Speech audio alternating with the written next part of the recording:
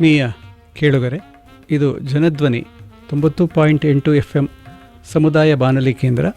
ನಾನು GS ಗಣೇಶ್, ಸಾಂಸ್ಕೃತಿಕ ಚಿಂತಕ, ಮೈಸೂರು. ತಮಗೆ ಎಲ್ಲರಿಗೂ ತಿಳಿದಂತೆ ಧನುರ್ಮಾಸ ಪ್ರಾರಂಭವಾಗಲಿದೆ. ಈ ನಿಟ್ಟಿನಲ್ಲಿ ಒಂದಷ್ಟು ಧನುರ್ಮಾಸದ ಮಹತ್ವವನ್ನು ಹಂಚಿಕೊಳ್ಳಲಿಕ್ಕೆ ನಾನು ಇಚ್ಛೆಪಡ್ತೇನೆ. ಧನುರ್ಮಾಸ ಸಾಮಾನ್ಯವಾಗಿ ಮಾರ್ಗಶೀರ್ಷ ಮಾಸದಲ್ಲಿ ಬರುತ್ತೆ.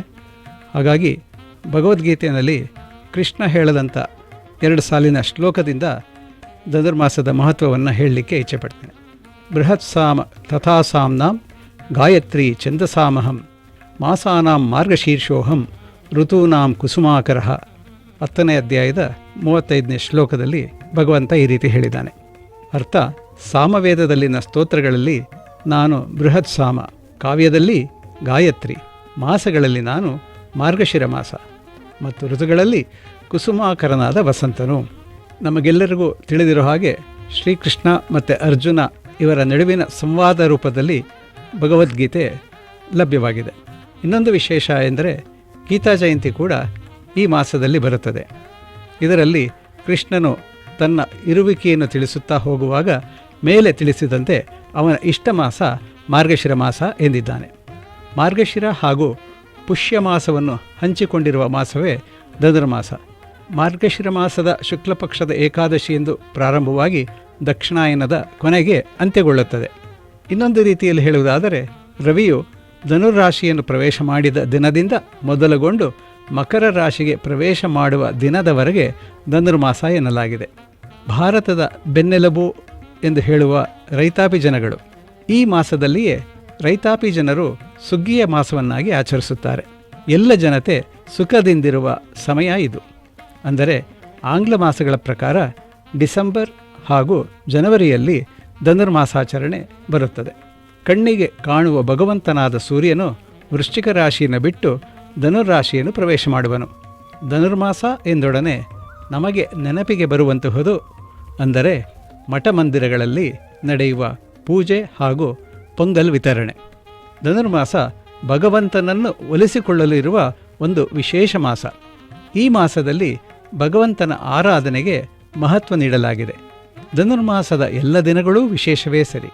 ಈ ಮಾಸದಲ್ಲಿ ಭಗವಂತನ ಜಪ, ತಪ, ಪೂಜೆ ಸಲ್ಲಿಸುವುದು ಪುಣ್ಯಕರವೆಂದು ನಂಬಲಾಗಿದೆ.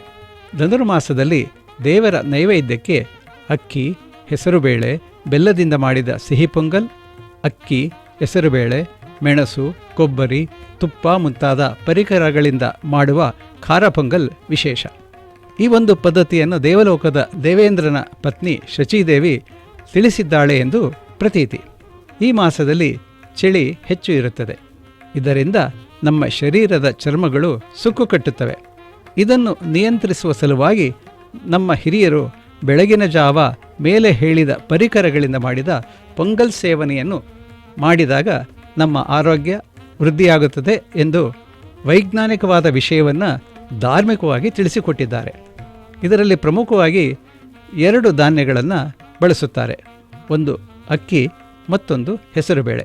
ನವಧಾನ್ಯಗಳಲ್ಲಿ ಅಕ್ಕಿಯನ್ನು ಚಂದ್ರಗ್ರಹದ ಧಾನ್ಯವೆಂತಲೂ ಹೆಸರುಬೇಳೆಯನ್ನು ಬುಧಗ್ರಹದ ಧಾನ್ಯವೆಂತಲೂ ಪೂಜಿಸುತ್ತೇವೆ.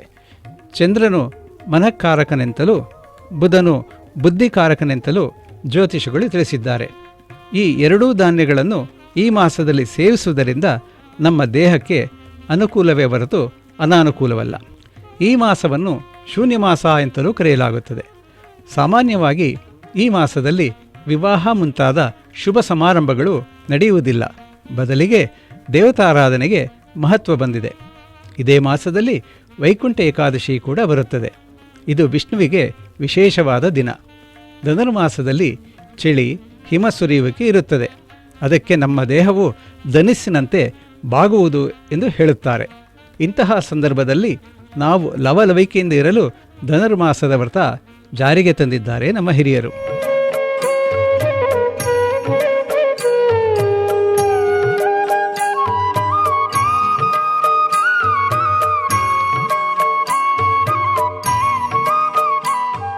ಹಗಲು ಕಡಿಮೆ ಹಾಗೂ ರಾತ್ರಿ ಹೆಚ್ಚು ಇರುವ ಮಾಸ ಇದು. ಆದರೂ ಎಲ್ಲರೂ ಬೆಳಿಗ್ಗೆ ಬ್ರಾಹ್ಮಿ ಮುಹೂರ್ತಕ್ಕೆ ಎದ್ದು ಸ್ನಾನ ಮುಗಿಸಿ ದೇವಸ್ಥಾನಗಳಿಗೆ ತೆರಳುವುದನ್ನು ಕಾಣುತ್ತೇವೆ. ಈ ವ್ರತದ ಮೂಲಕ ಆಬಾಲವೃದ್ಧರೆಲ್ಲರೂ ತಮ್ಮ ಆರೋಗ್ಯವನ್ನು ಕಾಪಾಡಿಕೊಳ್ಳಬಹುದು. ಬ್ರಾಹ್ಮಿ ಮುಹೂರ್ತ ಎಂಬುದು ಸೂರ್ಯೋದಯಕ್ಕೆ ಮೊದಲು ಬರುವಂತಹದ್ದು. ಈ ಮಾಸದಲ್ಲಿ ದೇವತೆಗಳ ಹಾಗೂ ಮಾನವರ ಬ್ರಾಹ್ಮಿ ಮುಹೂರ್ತಗಳು ಒಂದೇ ಸಮಯದಲ್ಲಿರುತ್ತದೆ. ಇದು ಈ ಮಾಸಕ್ಕೆ ಅಧಿಕ ಮನ್ನಣೆ ತಂದುಕೊಟ್ಟಿದೆ. ಈ ಮಾಸವು ಭಾರತದ ಅತಿ ಹೆಚ್ಚು ಮಂದಿ ಜೀವನೋಪಾಯವನ್ನು ಕಂಡುಕೊಂಡಿರುವ ರೈತಾಪಿ ಜನತೆಗೆ ಕೂಡ ಒಳ್ಳೆಯ ಸಮಯ. ರೈತರು ಹಲವು ತಿಂಗಳುಗಳಿಂದ ಶ್ರಮಿಸಿ ಬೆಳೆದ ಬೆಳೆಗಳು ಫಲ ನೀಡುವ ಸಮಯ. ಈ ಸಂದರ್ಭದಲ್ಲಿ ಜಗತ್ತಿಗೆ ಬೆಳಕು ನೀಡುವ ಆದಿತ್ಯ ಅರ್ಥಾತ್ ಸೂರ್ಯನನ್ನು ನಮಸ್ಕರಿಸಿ ಪೂಜಿಸುವ ಮಾಸ. ಈ ಮಾಸದಲ್ಲಿ ಸೂರ್ಯನೊಂದಿಗೆ ವರುಣನನ್ನು ಸ್ಮರಿಸುವ ವಾಡಿಕೆ ಕೂಡ ಇದೆ. ವರುಣನ ಕೃಪೆಯಿಂದ ಮಳೆ ಬರುತ್ತದೆ. ಹಾಗಾಗಿ ಸೂರ್ಯ ಮತ್ತು ವರುಣರನ್ನು ಸ್ಮರಿಸುವ ಸಮಯ ಈ ಧನುರ್ಮಾಸ.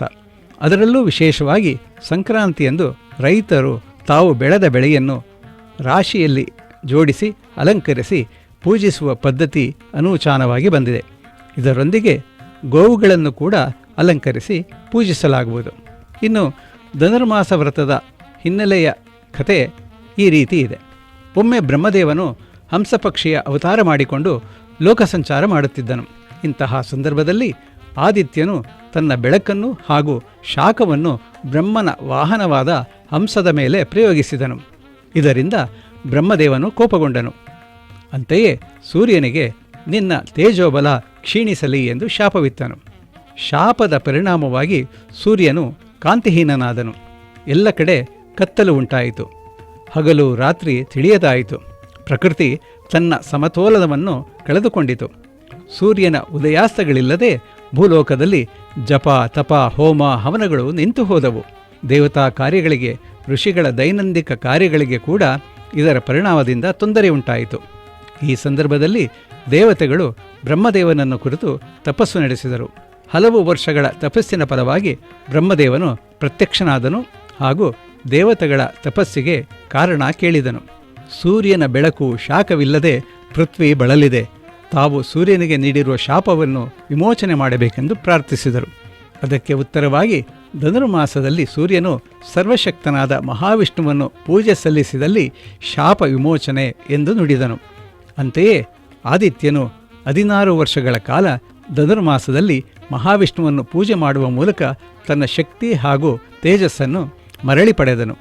ಹೀಗೆ ಸೂರ್ಯನಿಂದ ಆರಂಭವಾದ ಧನುರ್ಮಾಸ ಇಂದಿಗೂ ಚಾಲ್ತಿಯಲ್ಲಿದೆ. ಸೂರ್ಯನಂತರ ಧನುರ್ಮಾಸ ವ್ರತವನ್ನು ಸಪ್ತರ್ಷಿಗಳು ಕೂಡ ಆಚರಿಸಿದ್ದಾರೆ. ಒಂದು ಮಾಹಿತಿ ಪ್ರಕಾರ ಶಿವನನ್ನು ಪಡೆಯಲು ಪಾರ್ವತೀ ದೇವಿಯೂ ಕೂಡ ಧನುರ್ಮಾಸದಲ್ಲಿ ಪೂಜೆ ಸಲ್ಲಿಸಿ ಶಿವನನ್ನು ಪಡೆದಳು ಎಂದು ತಿಳಿದುಬಂದಿದೆ. ಇಂತಹ ಸೂರ್ಯನು ತನುಕಾರಕನೆಂದು ಜ್ಯೋತಿಷಿಗಳು ತಿಳಿಸಿದ್ದಾರೆ. ಇವನ ಪ್ರಭಾವ ನಮ್ಮ ದೇಹದ ಮೇಲೆ ಬೀಳುವುದರಿಂದ ನಾವು ಈ ಮಾಸದಲ್ಲಿ ಸಾತ್ವಿಕ ಆಹಾರಗಳನ್ನು ಸೇವಿಸಬೇಕೆಂದು ತಿಳಿಸಿದ್ದಾರೆ. ಉತ್ತರಾಯಣ ಕಾಲದ 6 ತಿಂಗಳಿನಲ್ಲಿ ಯಾರಾದರೂ ದೈವಾಧೀನರಾದರೆ ಅವರಿಗೆ ಸ್ವರ್ಗಲೋಕ ಪ್ರಾಪ್ತಿ ಎಂಬ ನಂಬಿಕೆ ಇದೆ. ಅದಕ್ಕೆ ಪೂರಕವಾಗಿ ಇಚ್ಛಾಮರಣಿಯಾದ ಭೀಷ್ಮ ಪಿತಾಮಹರು ಉತ್ತರಾಯಣಕ್ಕಾಗಿ ಕಾದು ಕುಳಿತು ಅನಂತರ ದೇಹತ್ಯಾಗ ಮಾಡಿದ ಬಗ್ಗೆ ಮಹಾಭಾರತದಲ್ಲಿ ನಮಗೆಲ್ಲರಿಗೂ ತಿಳಿದಿದೆ. ಆದುದರಿಂದ ಈ ಮಾಸದಲ್ಲಿ ಭಗವಂತನ ಆರಾಧನೆ ಮಾಡುವುದು ಒಳ್ಳೆಯದು ಎಂದು ಹಿರಿಯರು ತಿಳಿಸಿದ್ದಾರೆ. ನಮ್ಮ ಸನಾತನ ಧರ್ಮದಲ್ಲಿ ಆಚರಿಸುವ ಒಂದೊಂದು ಹಬ್ಬವೂ ತನ್ನದೇ ಆದ ಹಿನ್ನೆಲೆಯನ್ನು ಹೊಂದಿದೆ. ಹಾಗಾಗಿ ವೈಜ್ಞಾನಿಕವಾಗಿ, ಜ್ಯೋತಿಷ್ಯವಾಗಿ, ಧಾರ್ಮಿಕವಾಗಿ ಎಲ್ಲ ಹಿನ್ನೆಲೆಗಳನ್ನು ಉಳ್ಳ ಧನುರ್ಮಾಸದಲ್ಲಿ ನಾವೆಲ್ಲರೂ ಶ್ರದ್ಧಾಭಕ್ತಿಯಿಂದ ಭಗವಂತನನ್ನು ಆರಾಧಿಸೋಣ. ಸಾತ್ವಿಕ ಆಹಾರಗಳನ್ನು ಸೇವಿಸೋಣ. ನಮ್ಮ ದೇಹ, ಬುದ್ಧಿ, ಮನಸ್ಸಿನ ಆರೋಗ್ಯವನ್ನು ಕಾಪಾಡಿಕೊಳ್ಳೋಣ. ಭಗವಂತನ ಕೃಪೆಗೆ ಪಾತ್ರರಾಗೋಣ ಎಂದು ಹೇಳುತ್ತಾ ಎಲ್ಲ ಕೇಳುಗರಿಗೆ ಧನ್ಯವಾದಗಳನ್ನು ಅರ್ಪಿಸುತ್ತಾನೆ.